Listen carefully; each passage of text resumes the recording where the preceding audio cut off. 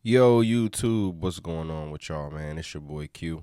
Back at y'all with another video, man. Please like, comment, share, subscribe. You know the vibes, man. Football season is here, man. The preseason game is today against the Ravens. Eagles taking on the Ravens, man. It's been a long time coming. Um, but I have to say though, out of all the off seasons that we've had with no football, I feel like this off season went by the quickest, in my opinion. Especially playing in the had played in the Super Bowl like 2 years ago. You know, when we lost the bowl, we made a deep playoff run. We went to the Super Bowl and then we lost. That off season felt really really long because I feel like people were anticipating getting back to that grind, seeing the team get back to that grind and try to win again, try to get back to the Super Bowl, but it didn't happen. But yeah, man. I just wanted to get on here and talk about things that I'm looking forward to going into this preseason game against the Ravens. Now, when it comes to preseason, you guys know that the score and anything, whoever wins, it doesn't necessarily matter. Which I would like to see that change in the near future. I would like to see, maybe have like a little championship for the team, preseason team that win. But preseason is just tryouts and shit. But so yeah, man, a lot of things are going on as far as the Eagles go. First, I want to start off with the injury report.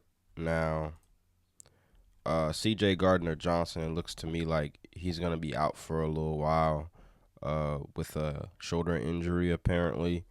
Um, so now you have Sidney Brown, and you're missing Chauncey and Cooper DeJean. I believe is still out as well with a hamstring injury. So we're looking pretty thin at safety right now. Um, so I'm guessing that's the reason why James Bradberry decided to make the switch to safety. To y'all go ahead check this video out. JB, how's the transition going to safety? It's going smooth so far. I think it's mainly just learning the communication. You definitely got to talk more when you're out there. Make sure you get the call and get the communication out to the linebackers and the corners. Is that their idea? Did they come to you and ask you if you would do that? Now, honestly, it was my thought. After the season, I went to them. We had a meeting, and I just wanted to try it out. Why? Why not? So, like you guys heard in the clip, that was not James Bradberry's idea to move the safety. If you go back and you look at some of these numbers, man, from last season, and you can pretty much see why James Bradberry needed to switch positions. And I'm pretty sure the Eagles kind of hinted at that during the draft when they drafted Coop and they drafted Quinion, who's starting in the slot right now for these training camp battles. But James Bradberry was historically bad last year, man. You guys see the numbers. Last two games, you know what I mean? 15 targets, 13 receptions, 9 first downs, 175 yards, and 2 TDs. And this was a player a year ago, guys. Went to the Super Bowl. And you guys remember what happened in the Super Bowl. I don't even really have to say it. He was holding Juju, and they called it or whatever. I thought that was bullshit, but hey, But yeah, man. James Bradberry was historically bad last year, and that was pretty surprising to me because, like I said before, the year before he was a lockdown corner. So what happened just a year after? You know what I mean? Yeah. So he definitely needed to switch positions. I'm thinking that's something that Howie and the guys came to him and talked to him about. And I'm like, yo, you was just trash last year. And they tried to trade James Bradberry a lot during the offseason. They just couldn't find a suitor for him. He's still making a lot of money on this team. And I'm glad that they're actually going to use him rather than just, let him rot on the bench. And I think he's like due $8 million or something like that. I can't necessarily remember the guy's paycheck, but hey, you know. Now the next thing I wanted to talk about is the wide receiver 3 battle now. Paris Campbell has been out with a groin injury for quite some time now, which has opened the door for rookie Johnny Wilson, 6'5", receiver out of Florida State, has been turning heads in training camp, and he's looking like the lock for wide receiver 3 now. Paris Campbell was the favorite to get the wide receiver 3 spot, but like I said, injuries open doors for other players. Next man up. So I expect to see Johnny Wilson a lot in this preseason game tonight against the Ravens. Me personally, I like Johnny Wilson a lot. I think he has a lot of potential. So I really want the Eagles to make it a point of emphasis to get him the ball tonight. I really want to see what he can do. Okay, because we really need to solidify the wide receiver 3 spot. And if Johnny Wilson doesn't end up winning the wide receiver 3 spot, I feel like it would be great for the Eagles. He's a big body receiver. He can make those tough catches, and he can pass block, and he can run block. So I feel like overall it would be a great fit for the Philadelphia Eagles. You know what I'm saying? Now, as far as injuries go, Open Brooks, a knee injury, we just got done talking about Paris Campbell, Mekhi Gardner, hamstring, Brandon Smith, and Mekhi Becton was sick for a little minute. And Tyler Steen, has been out for a while too.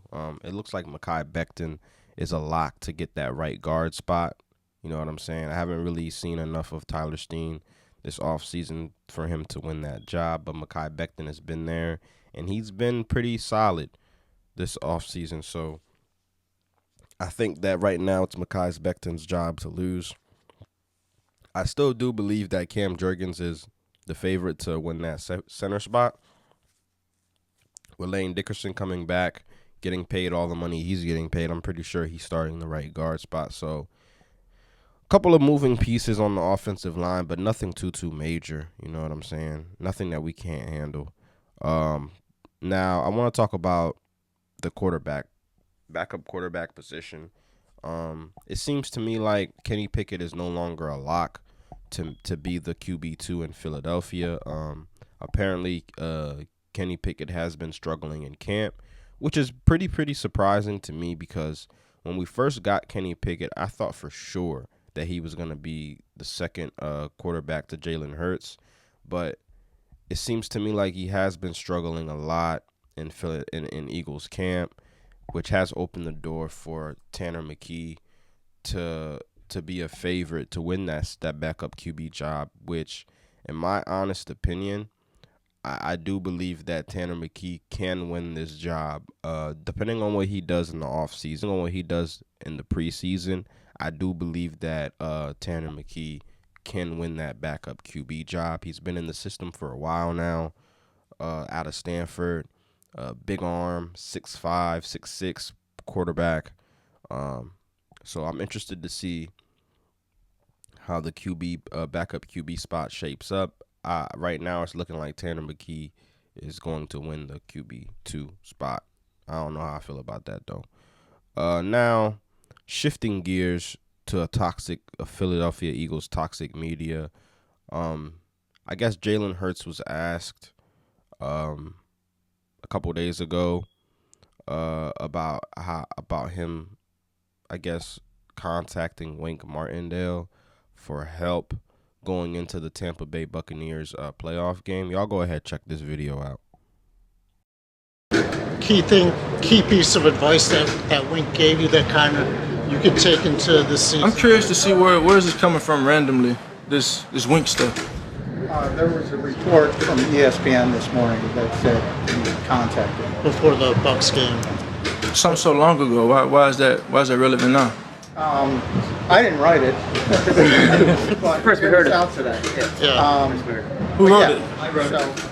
Yeah. Okay. Why is that relevant now? Why is it relevant? Yeah. Trying to give proper context from what happened last season, so we have a better understanding of where we are now. Okay. Well, I think for certain things, I appreciate what you guys do, and and everything you guys bring, the attention and sometimes the understanding. I think sometimes people are only able to know what they understand. Sometimes people don't know what they don't know. But in that regard, I think, where we are is you have reports and you have rumors and then you have reality. And, we're in reality right now. And we got different people doing different things, and we have different responsibilities in that natural nature. But ultimately, we're just attacking it day by day. Now, in my honest opinion, bro, I do kind of understand where Jalen Hurts' frustration is coming from. That was so long ago, so why would y'all even bring that up? But at the same time, though, it's a very interesting question to ask Jalen, because we all know how everything we all know how everything fell apart last year, towards the end of the season, with Nick Sirianni being on the hot seat. Even me, I wanted Nick Sirianni gone too, because what the fuck was that, bro? But we end up keeping Nick, and it seems to me like Jalen Hurts and Nick Sirianni's relationship there's still a little tension there. You know what I'm saying? Because of what happened last offseason. But you know what I always say, man, winning cures all. You know what I'm saying? Winning cures everything. Okay. So in my honest opinion, I do feel like if the Eagles get off to a hot start, they go 5-0, start the season, I feel like all those Nick Sirianni and Jalen Hurts rumors will be put to bed. We just got to win games, bro. That's what it comes down to. I don't have a problem with Jalen Hurts reaching out to outside sources for answers on, because at the end of the day, that's what you're going to do as a franchise quarterback if you can't find the answers in-house. So I don't have a problem with what he did. It's just, why the hell would Wink Martindale even say anything about that? Probably explains why he doesn't have a job in the NFL anymore. Typical Giants, bro. And Nick Sirianni also spoke on the subject as well. Here's what Nick Sirianni had to say. Y'all go ahead, check this out. Is to really look through the things that you felt like you messed up and get better at them. But it starts with the humility to say, I messed this up. I need to be better at this. If I want Taylor Sirianni to be accountable and she sees me blaming things on other people at all time, I'm raising a child that's not going to be accountable. Well, it's the same thing with a team, right? If I'm not accountable to the that I mess up, pardon my language, if I'm not accountable to the things that I mess up, how am I going to expect them to be accountable to what they mess up? That's been day one here. That's just not off season 2024 going into the 24 season. That's been what I've tried to do day one. And I think our world is dying for accountability in a world where there's so many things that you can blame things on. I've said this before. One of the most proud I've ever been of this team is after the Super Bowl, after a loss in the Super Bowl, everyone was trying to give us an out, but the field was really bad, right? Now they had to play, and the response of our players to that, no, they had to play on it too. But that call on Bradberry, I mean that's what lost it. No, it was a series of plays. But what about this? And what about that? And what about how everybody was trying to hand us an excuse, and they just kept going back to no accountability. That's a team. That's the culture that we want to have. That's the family. Yeah, so I like Nick Sirianni's response to that question. Accountability is definitely the main thing here in this situation. Last year, didn't see too much accountability, and that showed on the field as well, the way the players played and the way the players responded towards the end of the season, losing a shit ton of games that we weren't supposed to lose. So, yeah, accountability is definitely something that the Philadelphia Eagles lacked last year. And it's no surprise to me that that's the main focus when it comes to this team with Nick Sirianni. So, do I expect Nick Sirianni to have a bounce-back year? Yes. Do I expect Jalen Hurts to have a bounce-back year? Absolutely. I expect Jalen Hurts to throw 30 touchdowns at least this season. He hasn't done that yet in his career.